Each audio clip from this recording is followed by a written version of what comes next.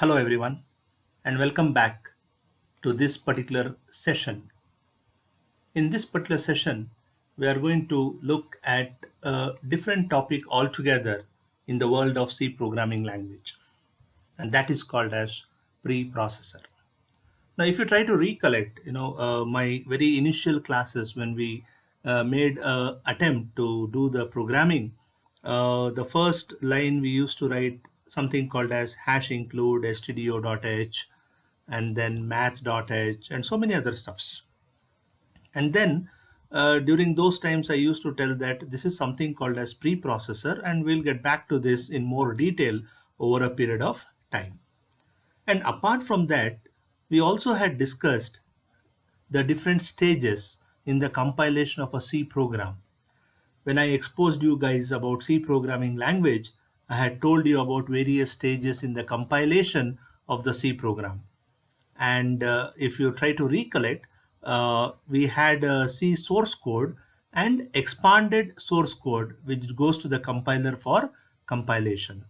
That expanded source code is what is called as preprocessor.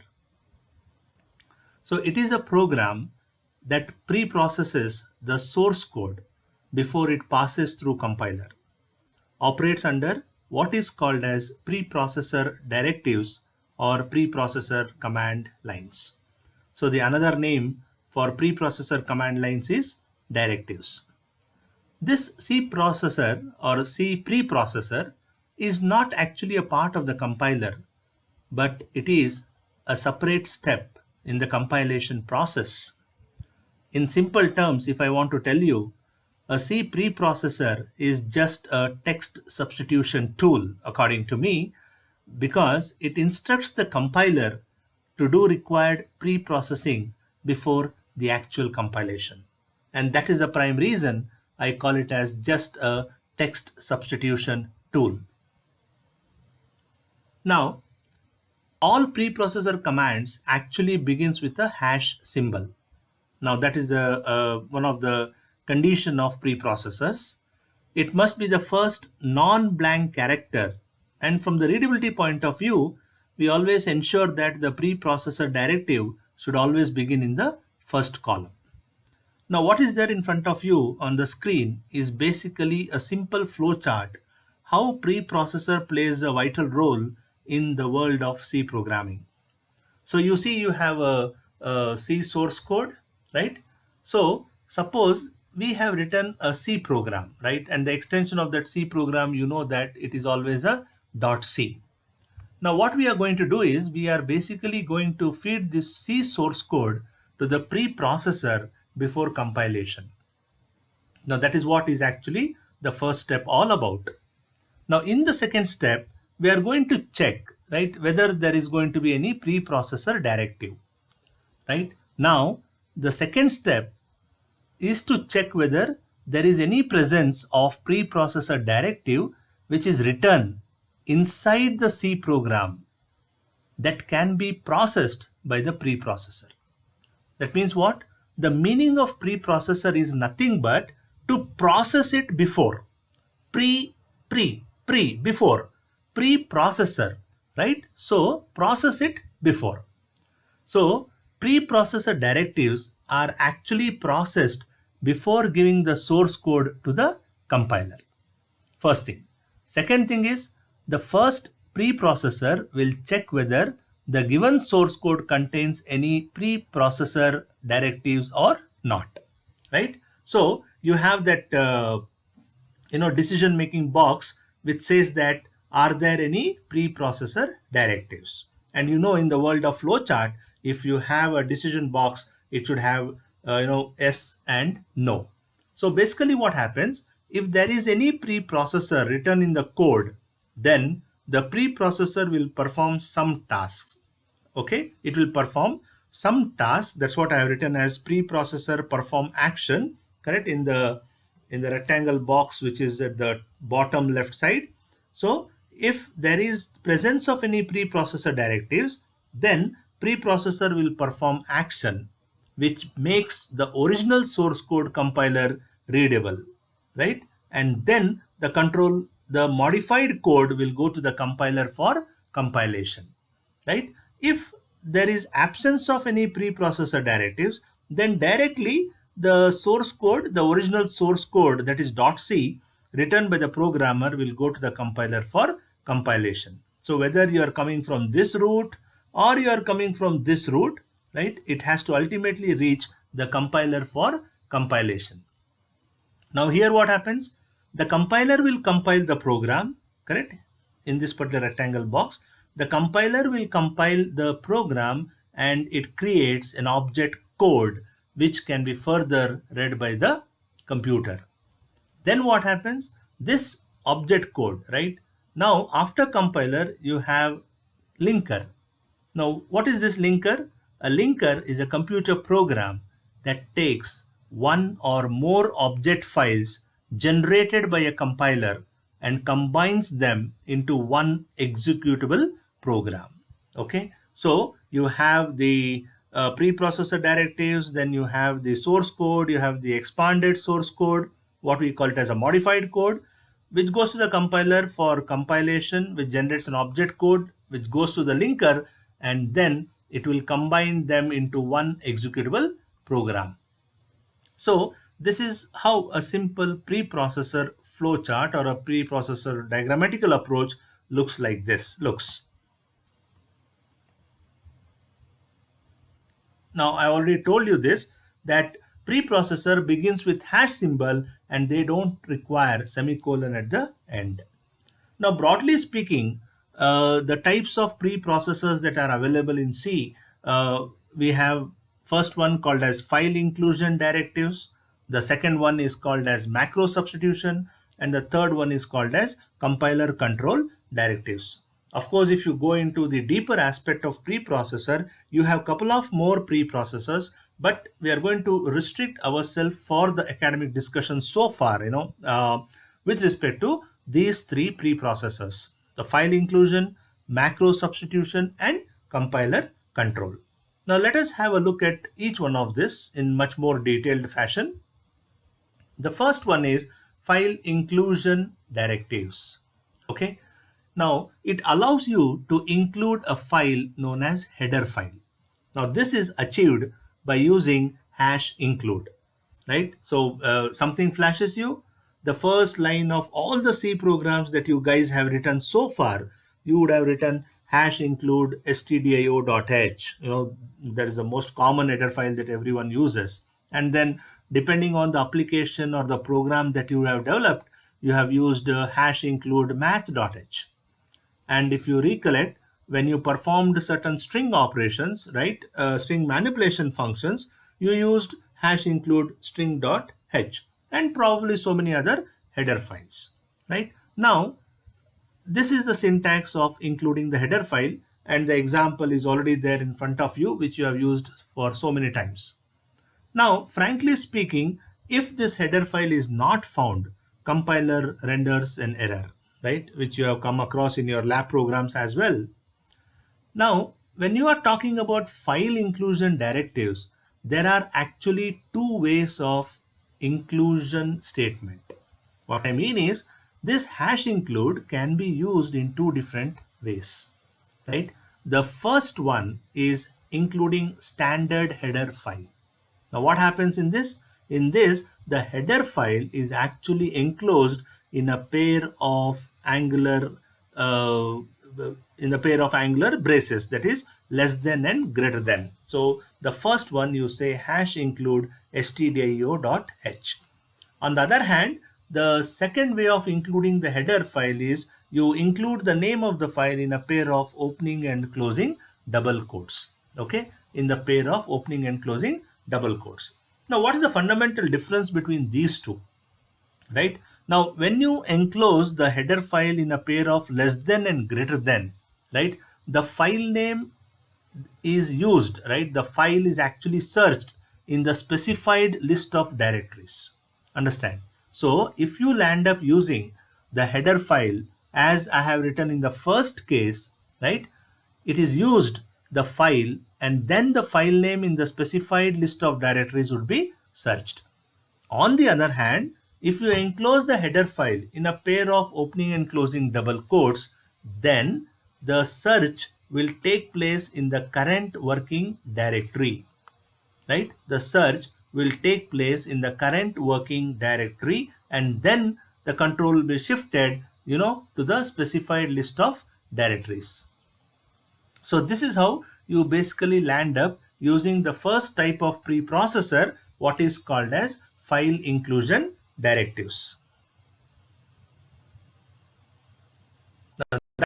Just include in a pair of opening and closing double quotes. Now let us move further and look at the second type of preprocessor, what is called as macro substitution. Now macro are piece of code in a program which is given some name. Whenever this name is encountered by the compiler replaces the name with actual piece of code. Now this is achieved using hash define. Got the point? Now the file inclusion is achieved with hash include. On the other hand, the macro substitution is achieved using hash define. So some of the points that you need to keep in mind is a macro name is generally written in capital letters. Okay, a macro name is generally written in capital letters. So a simple syntax of my macro substitution is hash define followed by a space followed by an identifier followed by a space and then a replacement text. So what I said was a macro name is generally written in capital letters. That is nothing but I am talking about the identifier here, right? So identifier is most of the time is written in capital letters. Now, if suitable and relevant names are given, macros increase the readability. So it is always good characteristics of a programmer to ensure that you give these identifier names, right, relevant names, so that from the readability point of view, it's always on the advantage side.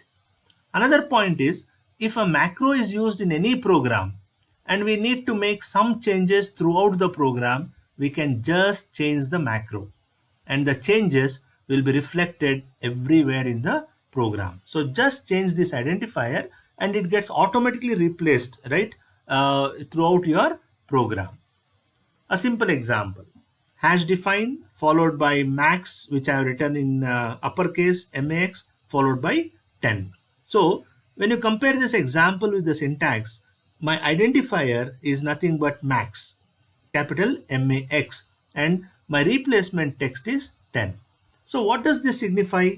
This signifies that every occurrence of the identifier MAX in the program, okay, I repeat, every occurrence of the identifier MAX in the program will be replaced by 10. Okay, it will be replaced by 10. Now, if this is the case, we get a obvious question that comes in my mind is, hey, what's the difference between macros and variables? Now that's very important, and also one of the most important questions that is asked in interviews. Macros and variables are two completely different things. You have to keep in mind. Variables are memory locations where you can store or update your program execution. You agree with me? On the other hand, macros are preprocessor directives wherein they are substituted by the macro value before compilation step happens. So be careful with the fundamental difference between a variable and a macro. Now, C supports different forms of macro substitution. Actually speaking, there are two forms of macro substitution. The first one is simple macro substitution and the second one is argumented macro substitution. Okay, the first one is simple macro substitution and the second one is argumented macro substitution. Now let us have a look at it. What is simple macro substitution, right? So let me take you to the online compiler and then tell you how it works actually. So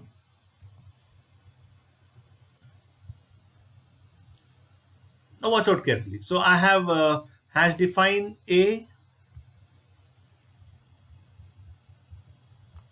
right? So if you look at this, I have a macro substitution in line number 1 which has defined a is my identifier and 10 is my replacement text, right? So that is what I have written a printf statement which says a is percentage d, so I just put it as a.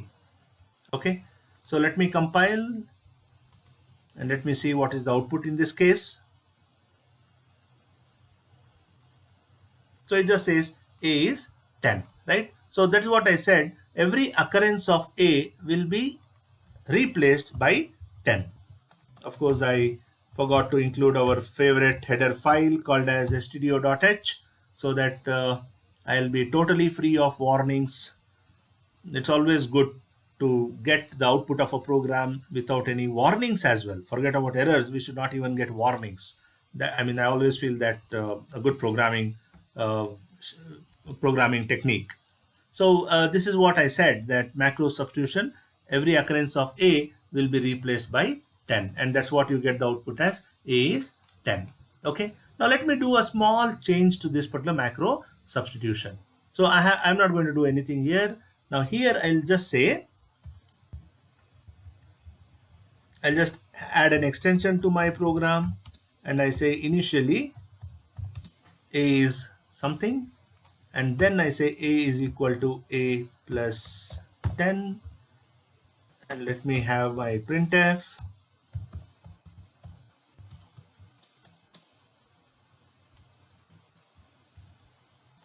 Okay, so I've just added 10 to this particular so-called a, right? And then right now let me compile. It looks to be okay. First time programmer will always feel that, hey, I think this should work. A is equal to a plus 10, right? So let us see what happens. And then oh, I get an error message. It says L value required as left operand of the assignment. Now, this is because what happens is, the reason why I make an attempt to add is, we have been used to add variables in the earlier part of our programming life, right? You used arithmetic operators, so many arithmetic operators to add the variables, and did so many operations, arithmetic operations, as a matter of fact. So here also, what mistake we are trying to do is, we are just trying to add 10 to something called as a, and we forget that a is not a variable in this case. Understand, a is not a variable in this case. If I had a declaration statement, right? If I had a declaration statement like this, then probably things would have been things would have been different. But then I don't have this statement. That's the tragedy part, right? I don't have this statement. On the other hand, I have this statement, line number 5, so which says a is equal to a plus 10, right? So hash define, now a is equal to a plus 10. This a is not an ordinary variable, it is a macro, and you cannot perform such type of arithmetic operations on macros, and hence it says L value required as left operand of assignment. Okay, so let me also give one more example of simple macro substitution, so that things will become much more clear for you, and also will help you to see how small snippet programs can always be developed using macro substitution. So I just say for I is equal to 1, I less than or equal to a, and then I say I plus plus, right? Your favorite for loop, right? And then what I do is, I just say a printf statement, and I'll say, yeah, so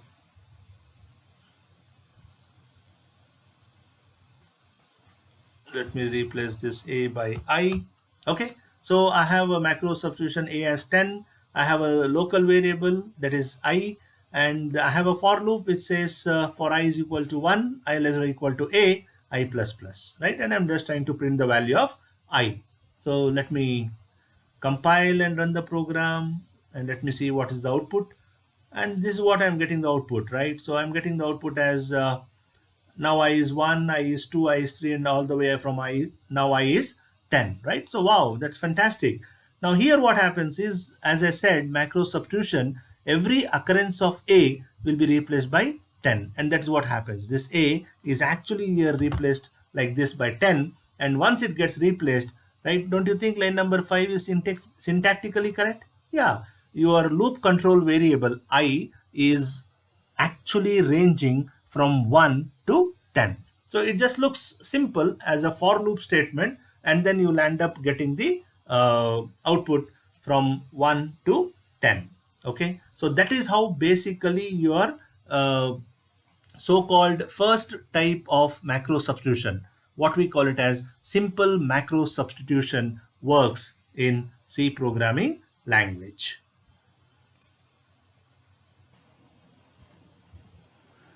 The second type of macro substitution is what is called as argumented macro substitution.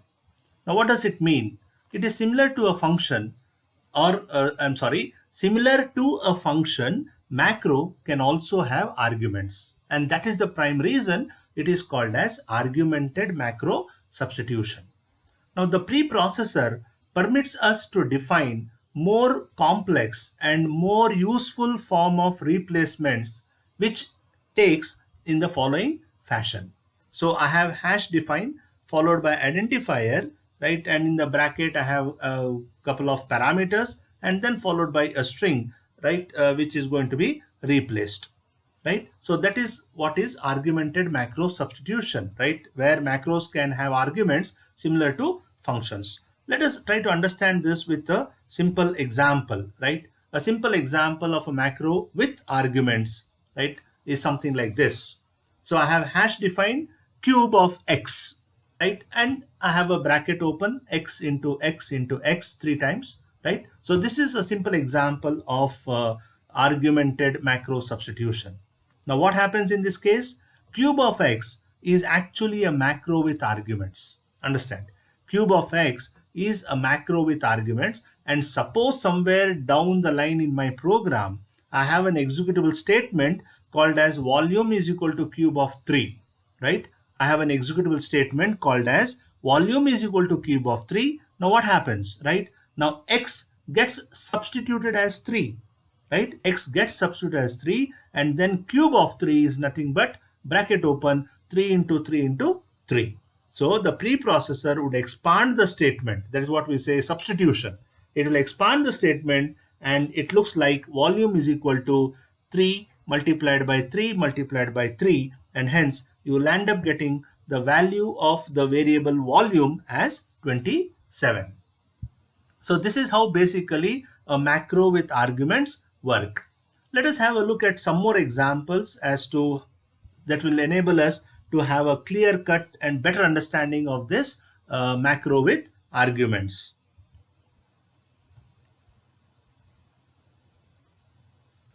So let me go back to my online compiler, and then let me code something for you. I just say hash define. Okay, I can say product of x, and then I will say x into x. So a simple macro substitution, and then I'll say I is equal to 3 comma j.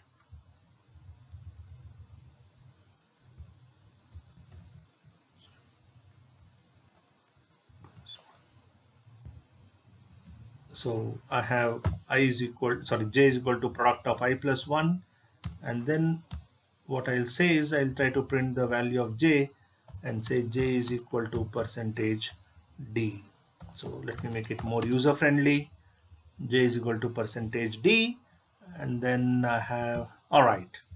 So I have, right. So I have just written a simple code which will basically tell me how should I go about encoding argumented macro substitution.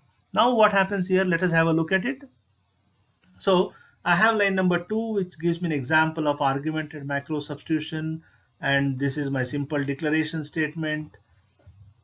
And then I say j is equal to product of I plus 1. Now, basically what happens is the normal understanding of anybody who is trying to understand this macro substitution for the first time, right?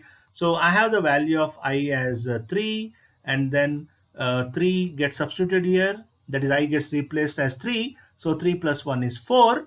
And then actually speaking, this particular statement, line number 5 is invoked like this: j is equal to product of 4, right? So j is equal to product of 4, and then 4 gets substituted here in line number 2, and then the answer is 16. So basically, according to you, the answer should be 16, right? So 3 plus 1 is 4, 4 into 4 is 16. So let us see actually what happens. Okay, so I'm back to square one. Let me compile the program and see whether I get 16. Hey, what is this? I got 7. I mean, surprising, right? How can I get 7 actually, right? It was actually 16. I don't know why it is giving 7, right? Now let us try to understand what happens, right? This is an example of macro substitution, right? So before any evaluation takes place, first substitution happens. So you are actually having a parameter as I plus 1, which gets substituted here. So your line number 2 actually looks like this: I plus 1 multiplied by I plus 1. Got the point, right? So let me write that for you in below, so that, yeah, so that will be more clear. So it will be I plus 1 multiplied by I plus 1. So watch out. This is how your substitution takes place, right? I plus 1. Replace every occurrence of x as I plus 1. So first you should substitute. You cannot evaluate. So this x becomes I plus 1. Then you have this multiplication, and then again you have I plus 1. So I plus 1 into I plus 1. Now what is I? 3. So I just say 3 plus 1 multiplied by 3 plus 1. It's as simple. Okay, so it is as simple as. Now what happens according to the hierarchy of the arithmetic operators, which gets evaluated first? This 3. Now once you have 3 plus 1 into 3 plus 1, all job of substitution is over. Now what is left with you? You have to evaluate it. So how is the evaluation done? So I have 1 into 3. So what is 1 into 3? 3. So this gets reduced to 3 plus 1. And I don't think I need to tell you what is this 3 plus 1. It is nothing but 7, right? So that is why you get the output as value of j is equal to 7. So be careful. This is how macro substitution, particularly argumented macro substitution, works in programming language like C. Okay. Now let us take one more example so that things will be much more clear. This is the example which is there in my PPT also. Hash define cube of, I'll use the same sort of a character so that things will be more easier for you when you go back to my PPT. So I just say cube of p is equal to this one, and then I will have a variable as k, and then I will say k is, I can do with the same variables, but I'm just trying to give you the same code which is there in the PPT so that it will be easy for you when you spend some time in reading the stuffs. So I just say now cube of 3, and then I say value of k is equal to, so I just say k is equal to, this is what it is. Okay, so let me remove these stuffs, otherwise it will give me a syntax error. Okay, so this is what it is. So I have this. Let me compile and run. So basically what happens, 27 divided by cube of 3. So please understand how this works. So 27 divided by cube of 3. So this is macro substitution p. So p is nothing but 3. So every occurrence of p will be substituted here. So 27 by 3 multiplied by 3 multiplied by 3. Okay. So do not multiply 3 times and say it is 27 and then 27 divided by 27 is 1. No. The substitution takes place first, as I told you in the previous program. So now what happens? 27 by 3, right? So the first 27 by 3, right? 27 by 3 is what? It is nothing but 9. So I get 9 into 3 into 3. So what is 9 into 3 into 3? It is 81. So please understand, the output of this particular program is actually 81 and not what is that? The other one, 27 divided by 27 is 1 according to you. No, it is not 1. It is actually 81. So let us see the output of this program.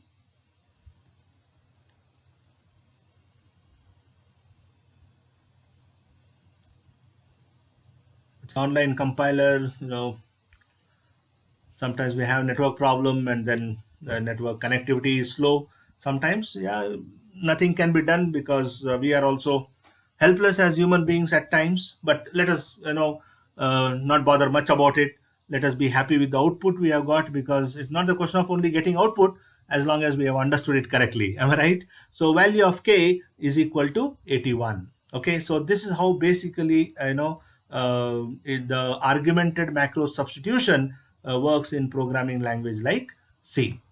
So that is what I told you, that the program that I'm going to develop. Okay.